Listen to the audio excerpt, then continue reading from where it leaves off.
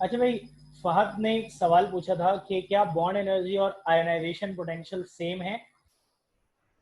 अच्छा फहद बेटा, जब हाइड्रोजन एटम्स आपस में जुड़े, मैं पीछे वापस लेके जाता हूँ। जब हाइड्रोजन एटम्स आपस में जुड़ रहे हैं तो क्या यहाँ आयनिक बॉन्डिंग हो रही है? क्या यहाँ इलेक्ट्रॉन लूज और गेन हो रहा है? तो ऑब्वियस सी बात है बेटा, जवाब है नहीं। आयनाइजेशन पोटेंशियल तो जब बोलेंगे ना, जब न्यूट्रल गैसियस एटम में से 1 मोल इलेक्ट्रॉन्स निकालेंगे, और निकालेंगे तो ज़ाहिर है वो पॉजिटिव आयन बनेंगे। और इलेक्ट्रॉन एफिनिटी फिर बोलेंगे जब वो 1 मोल इलेक्ट्रॉन न्यूट्रल गैसियस एटम्स में गेन होंगे तो वो नेगेटिव आयन बन जाएंगे। और फिर बेटा पॉजिटिव नेगेटिव आयन आपस में मिलेंगे, क्रिस्टल लैटिस बनाएंगे। उस दौरान जो लैटिस एनर्जी रिलीज हो रही है वो दरअसल बॉन्ड एनर्जी। पीछे जाके दिखाई देते हैं बेटा, ये देखो, ये होगी यहाँ पे जो लेटेस्ट एनर्जी रिलीज हो रही है ना, आयनिक बॉन्ड की फॉर्मेशन को ये इक्वेशन शो कर रही है। आइंस का बनना पहले की बात है, और आइंस के बनने में आयनाइजेशन पोटेंशियल और इलेक्ट्रॉन एफिनिटी का रोल आएगा। और वो जो है, जब आइंस आपस में जुड़कर आयनिक कंपाउंड बना रहे हैं, आयनिक बॉन्ड बना रहे हैं, तो ये समझ लो जो लेटेस्ट एनर्जी है वो यहाँ पे बॉन्ड एनर्जी है। तो बेटा बॉन्ड एनर्जी और आयनाइजेशन पोटेंशियल, इलेक्ट्रॉन एफिनिटी अलग होता है। बात बेटा समझ में आ गई बात? जल्दी बताना। नाउ डायपोल मोमेंट थोड़ा सा टेढ़ा टॉपिक है इन सेंस के ये टॉपिक जो है ना, ये शायद शायद इस लेवल पे पढ़ने वाला इतना है नहीं, लेकिन बहरहाल बहुत थोड़ा सा सिलेबस में होता है फिजिकल केमिस्ट्री में, और सबके सिलेबस में है, सिर्फ हमारे नहीं। लेकिन अगर आप टॉपिक की उसकी बात करें ना, यानी कि डेप्थ की बात करें या टॉपिक के पैरामीटर्स की बात करें, तो टॉपिक बेटे बहुत ज़बरदस्त है और थोड़ा सा लेवल ज़्यादा है इस टॉपिक का। बेटा यहाँ पे डायपोल मोमेंट क्या है ये समझिएगा। डायपोल क्या होता है बेटा? एक पोलर मॉलिक्यूल होता है, जैसे HCl का मॉलिक्यूल है, ठीक है भाई, जैसे कि HCl का मॉलिक्यूल है। तो आप ये जानते हो कि HCl के इस मॉलिक्यूल में हाइड्रोजन जो होता है, ठीक है बेटा, हाइड्रोजन जो होता है वो पॉजिटिव पार्शियल, पूरा तो नहीं, लेकिन चलें अभी पार्शियल का साइन इसमें नहीं बन सकता। और Cl जो है क्लोराइड, वो पार्शली नेगेटिव होता है, ठीक है बेटा। इसे कहते हैं डायपोल। एक मॉलिक्यूल में दो एंड्स बन गए, एक पॉजिटिव एंड और एक negative ion. This is called formation of dipole, ठीक है बेटा। इसको कहा जाता है डायपोल का बनना। मोमेंट क्या है बेटा? मोमेंट किसे कहते हैं बेटा? मोमेंट का मतलब होता है कपल फोर्स का एक्ट करना। आपने फिजिक्स में पढ़ा होगा ना, मोमेंट ऑफ कपल। तो बेटा दरअसल मोमेंट कपल फोर्स की बात हो रही है। बेटे अगर मैं एक बार मैग्नेट होता है भाई, ऐसा होता है ना कुछ, आधा लाल आधा नीला। अगर मैं एक बार मैग्नेट रखूं, तो आप सब जानते हैं कि मैग्नेट का एक नॉर्थ पोल होता है, एक साउथ पोल होता है। और मैग्नेट जो है उसकी एक मैग्नेटिक फील्ड होती है। वो मैट्रिक क्लास में आप लोग एक प्रैक्टिकल करते थे, बार मैग्नेट के साथ कंपास रख के लाइनें लाइनें लाइनें लाइनें बनाते थे, याद है? तो आखिरी लाइन जहां बनती थी ना, इधर इधर और यहां तक लाइंस जहां पे खत्म होती थी इस तरह करके, वो पूरी क्या कहलाती थी? इस मैग्नेट की मैग्नेटिक फील्ड। यानी उस पूरे एरिया में अगर कोई ऑपोजिट पोल आप मैग्नेट का लेके आओगे तो अट्रैक्ट होंगे, और उस सेम पोल लेके आओगे तो रिपेल होंगे, ठीक है भाई। अब देखो, जिस तरह एक मैग्नेट दूसरे मैग्नेट को अट्रैक्ट करता है, बिल्कुल उसी तरह आपको पता है कि मैग्नेटिक फील्ड में चार्जेस भी अट्रैक्ट होता है, ठीक है बेटा। फर्स्ट ईयर में केमिस्ट्री में थोड़ा बहुत पढ़ा था, लेकिन सेकेंड ईयर में फिजिक्स में तो बहुत ही तफसील में बात आपने पढ़ी है। कि मैग्नेटिक फील्ड के अंदर चार्जेस जो होते हैं वो क्या होते हैं, अट्रैक्ट। तो समझो कि इस HCl के मॉलिक्यूल के पॉजिटिव एंड को मॉलिक्यूल मैग्नेट का एक पोल अट्रैक्ट कर रहा होगा, नेगेटिव एंड को मैग्नेट का दूसरा पोल अट्रैक्ट कर रहा होगा। इस तरह इस मॉलिक्यूल पर दो फोर्सेस एक साथ लग रही है, कपल फोर्स, मोमेंट।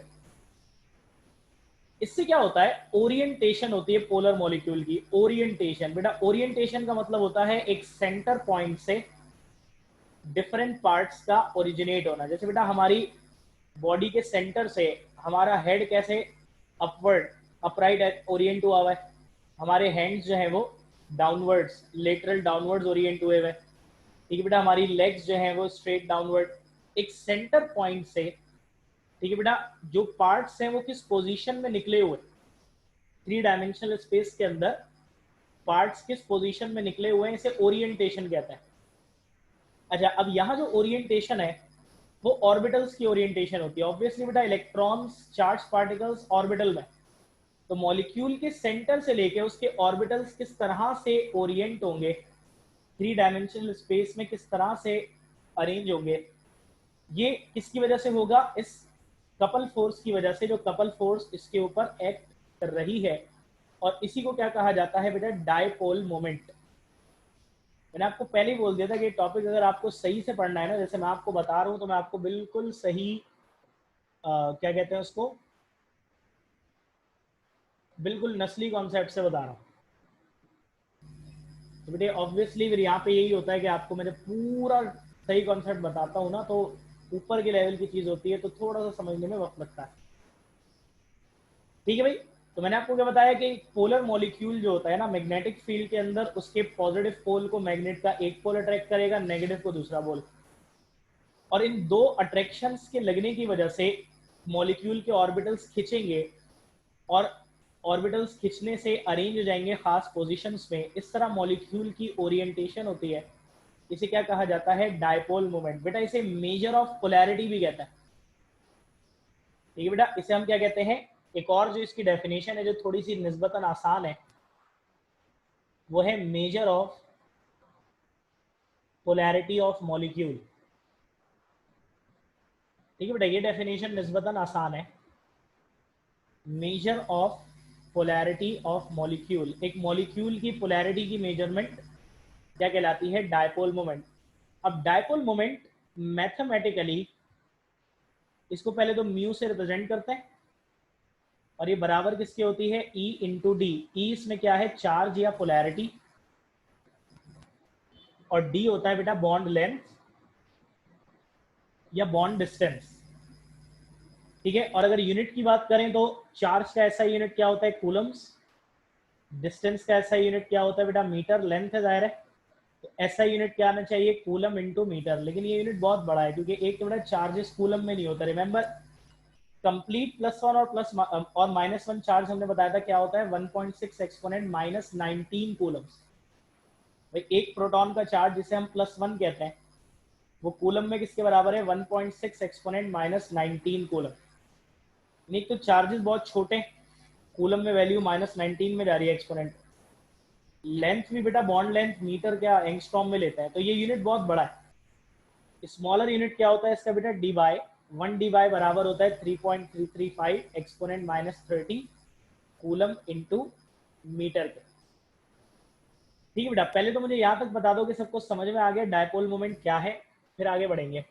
किसी का कोई सवाल है तो बेटा झिझकना नहीं, पूछ लेना। मुझे पता है थोड़ा सा अगर आप इसको सही कॉन्सेप्ट से पढ़ो तो थोड़ा सा मुश्किल है।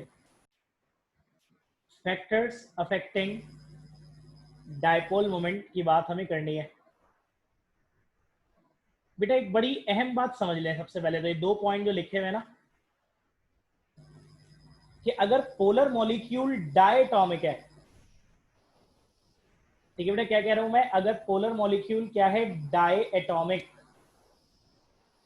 डाई एटॉमिक मतलब 2 एटम से बना हुआ, लाइक HCl, 2 एटम है ना मॉलिक्यूल में, एक हाइड्रोजन एक क्लोरीन, HF। तो बेटा डायपोल मोमेंट सिर्फ एक फैक्टर पे डिपेंड करती है, और वो है पोलैरिटी। ठीक है, तो फिर डायपोल मोमेंट सिर्फ एक फैक्टर पे डिपेंड करती है, पोलैरिटी। पोलैरिटी ज्यादा होगी तो डायपोल मोमेंट भी ज्यादा। पोलैरिटी कम होगी तो डायपोल मोमेंट भी कम, पोलैरिटी जीरो होगी तो डायपोल मोमेंट भी जीरो होगी। सिर्फ और सिर्फ पोलैरिटी पर डिपेंड करती है डायपोल मोमेंट, किन की? डाई एटॉमिक पोलर मॉलिक्यूल्स की। लेकिन अगर पॉली एटॉमिक पोलर मॉलिक्यूल है, जैसे कि वाटर में 3 एटम है, 2 हाइड्रोजन और 1 ऑक्सीजन, सल्फर डाइऑक्साइड में भी 3 है, 1 सल्फर और 2 ऑक्सीजन, तो बेटा अगर पॉली एटॉमिक पोलर मॉलिक्यूल है तो डायपोल मोमेंट फिर 2 फैक्टर्स पे डिपेंड करती है, पोलैरिटी और ज्योमेट्री। पोलैरिटी से तो वही रिलेशन है बेटा, पोलैरिटी ज्यादा तो डायपोल मोमेंट भी ज्यादा, पोलैरिटी कम तो डायपोल मोमेंट भी कम, पोलैरिटी जीरो तो डायपोल मोमेंट भी जीरो। बेटा अभी तक आपको ये बात फर्स्ट ईयर में तो कहने की जरूरत पड़ती है, मुझे लगता है कि बच्चे जो है वो इतने ज़ाहिर उस वक्त तक इतना इनको आइडिया नहीं होता, लेकिन बेटा अब एप्टीट्यूड लेवल पर तो वैसे मुझे कहने की ज़रूरत महसूस हो नहीं रही थी, लेकिन चलें कह देता हूँ। लेकिन पहली बार में समझने की कोशिश करिएगा कि मैं कह रहा हूँ कि भाई डायटॉमिक मॉलिक्यूल में सिर्फ और सिर्फ पोलैरिटी पे डिपेंड करती है, पॉलीएटॉमिक और पोलैरिटी पे डिपेंड कैसे करती है? ज्यादा पोलैरिटी होगी तो डायपोल मोमेंट भी ज्यादा, कम पोलैरिटी होगी तो डायपोल मोमेंट भी कम, जीरो होगी तो डायपोल मोमेंट भी जीरो। बेटा जीरो किसकी होती है? Obviously non polar. अब आपसे कोई सवाल पूछ ले कि नॉन पोलर, अब देखें आप लोग का तो ये होता है ना कि बस ये बात सर ने बताई क्यों नहीं। बेटा सर अगर 1.5 लाख बातें आपको एक लेक्चर में बताएंगे ना, आप उससे में से 1,500 रिमेंबर कर लें, बहुत बड़ी बात है। असल बात ये होती है कि आप अपना दिमाग चलाना सीखें। सर ने आपको टॉपिक बता दिया डायपोल मोमेंट पूरा। अब अगर कोई सवाल आ रहा है तो आप इस काबिल होने चाहिए कि आप टॉपिक को असेस कर सको, और आपका दिमाग इतना चल रहा होना चाहिए if you want to appear in aptitude in a good manner, कि भाई आप सवाल खुद से कर सको सॉल्व। लाइक आपको एक नॉन पोलर मॉलिक्यूल देके पूछ रहे हैं कि भाई इसकी डायपोल मोमेंट कितनी होगी, और आप उस सवाल पर 2 मिनट जाया भी कर रहे हो सोचने में, और फिर भी आप बोल रहे हो यार ये पता नहीं क्या आ गया, सर ने तो बताया नहीं था ऐसा कुछ।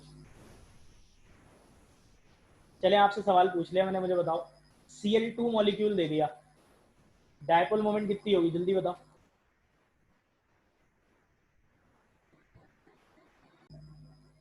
तो नॉन पोलर मॉलिक्यूल बेटा ये तो फिनोमिना है ही पोलर के लिए, नाम में डायपोल आ रहा है।